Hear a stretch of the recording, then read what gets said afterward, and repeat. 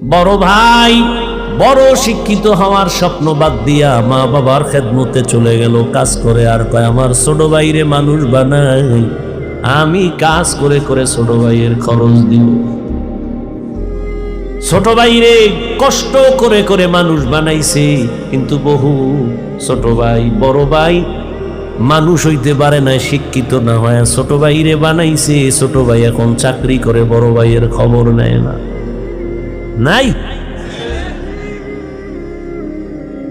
ঈদের সময় এখন বিয়ে করি না, কত আনন্দ, চাকরি করে টাকার অভাব নাই। একই জায়গার এক পার্শ্বে বড় ভাইয়ের ছোট একটা ভাঙা ঘর, বড় ভাইয়ের ভাঙা ঘর আর ছোট ভাইয়ের ঘরটা ছাদ দেওয়া বিল্ডিং। ঈদের বাজার লইয়া যখন গোপনে ঘরে আইয়া স্ত্রীরে কয় জামা কাপড় গুলো সন্তানের দাও তুমি নাও।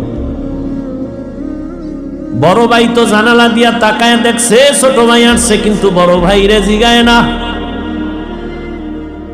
বাচ্চা রেখে আর কন্ট্রোলে রাখা যায়, ও দৌড় দিছে, কাকা আছে। দৌড়াইয়া গিয়া দেখে ওর চাচতো ভাই নতুন জামা পইরা কত আনন্দ করে। ও একটা দৌড় দিয়া কয় আব্বু আমারে জামা দিবা কবে?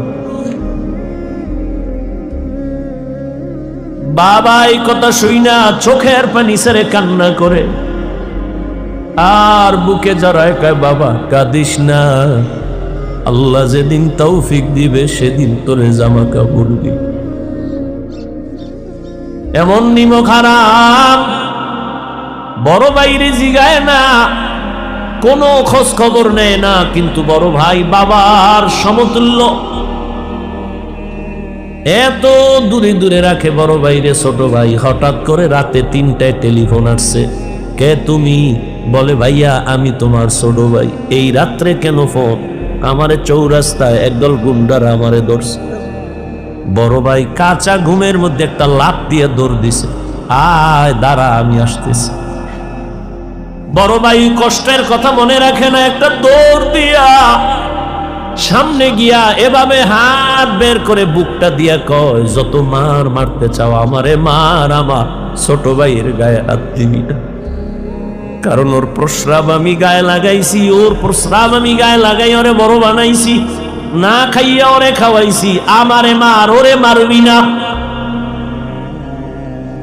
তাহলে ভাই ভাইয়ের জন্য কতটা আপন আল্লাহ বুঝায় দেয়। কিয়ামতের দিন এত কলিজার আপন ভাইটাও কোনো পরিচয় দিবে না, পালাতে থাকবে।